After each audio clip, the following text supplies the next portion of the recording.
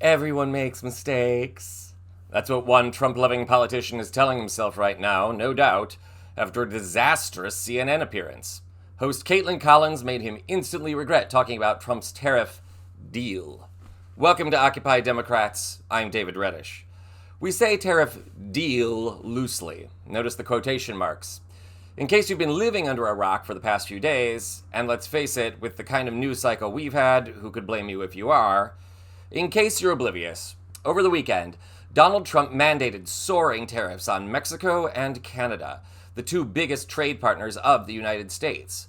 Both countries threatened retaliatory tariffs, and Trump even found himself under attack from usual Republican lemmings like Mitch McConnell.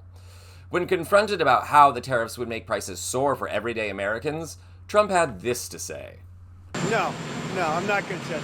We may have short-term some little pain, and people understand that. But long-term, the United States has been ripped off by virtually every country in the world. We have deficits with almost every country. Not every country, but almost. There's just so much empathy in the man, right? The tariffs were set to go into effect today, but in the case of both Mexico and Canada, Trump backed down. He paused the new tariffs on both nations. Mexico offered to send an additional 10,000 National Guard agents to the U.S. border to crack down on migration. That might sound like a win for Trump, except that his predecessor, President Joe Biden, managed to get the same number of troops from Mexico for the same reason without threatening tariffs. Biden just managed to work diplomatically with the Mexican government. Then there's Canada. Trump has said that he wants to make the nation the 51st state, which is ridiculous considering Canada is made up of 13 provinces and territories. That would add like 13 states to the US, all of which already have universal health care that we're guessing they wouldn't want to give up, but never mind. Canada immediately retaliated against the US, with both Prime Minister Justin Trudeau and Conservative Party leader Pierre Poilievre denouncing the tariffs. Amazing how well Trump unifies the Canadian government, but not his own. And another thing, has Trump stopped to consider that if he allows 13 provinces to join the United States, that's going to add up to, 26 new senators, all of whom are likely to be Democrats in the Senate? Has he stopped to consider what that would mean? On second thought, maybe it's not a bad idea for Canada to join the Union after all. Maybe Trump's actually onto something. Anyhow, we digress. Canada immediately began removing American products such as alcohol from store shelves.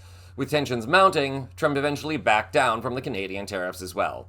Canada agreed to appoint a fentanyl czar, list Mexican drug cartels as terrorists, and launch a Canada-U.S. joint strike force to combat organized crime and fentanyl and money laundering. Amid the geopolitical mess, one Trump-loving Politico went on CNN for his victory lap. But instead, he got something else. Ohio Congressman Warren Davidson sat down with CNN's Caitlin Collins to stump for the Trump tariffs. Instead, this happened. It's ravaged hometowns. Everyone understands the fentanyl crisis. But one, the amount of fentanyl that comes from Canada is nowhere near the scale of the southern border. A lot of it comes through legal ports of entry. But on this specifically, he called this off, saying that he had won concessions from both of them, but is there a tangible concession in your view? Yeah, absolutely. He won the concessions, and part of it is it's a commitment from Trudeau that wasn't there to help with fentanyl, to help with the black market. Well, he announced the plan and to secure the border. He announced that plan though 6 weeks ago, back in December. Well, at least he's reiterated it and formalized it. And Warren Davidson has a long history of blind support for Donald Trump. He's a member of the House Freedom Caucus. In 2020, for example, he objected to the certification of the presidential election. He's refused to condemn Russian human trafficking in Ukraine. He's come under fire for comparing COVID-19 vaccines to the Holocaust. And he's faced various ethics complaints. He also objected to giving the Congressional Medal of Honor to the officers that protected the Capitol on January 6th. We think somehow he didn't quite plan to expose Trump's stupidity to the extent that he did here. He's revealed that the tariffs really accomplished nothing and that Trump's big win, again, notice the quotation marks, actually had nothing to do with them. For the moment, Trump has placed a pause on his new tariffs, which will plague the American people if enacted. They are set to take effect on March 4th of this year, but somehow we're not sure that they actually will ever go into effect.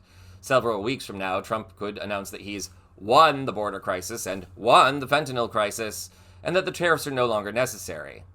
Count on us to keep you up to date to this story, as well as all of Trump's attempts to dismantle defund and destroy the American government. This is Occupy Democrats.